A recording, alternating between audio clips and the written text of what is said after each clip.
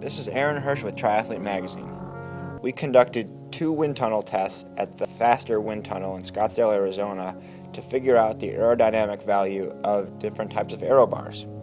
The first test was comparing 4 different dedicated aero bars: the Zip Vuca Illumina, 3T Aura, Bontrager Race X Light Carbon, and Profile Design Area.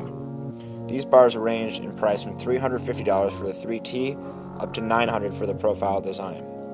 They were all mounted to the same specialized sheave and set up with identical pad height and extension length, then tested at 0, 5, 10, 15, and 20 degrees of yaw at 30 miles per hour.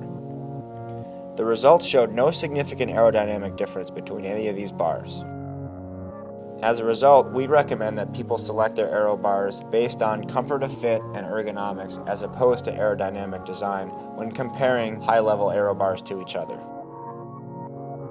The second test was comparing the value of using an aerodynamic base bar compared to a road drop bar, the type of which come on typical road bikes.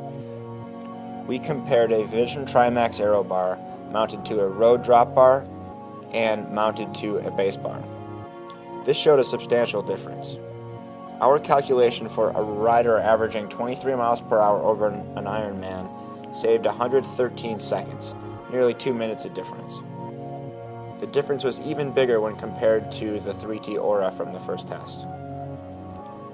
No wind tunnel test is perfect, and this one is not an exception.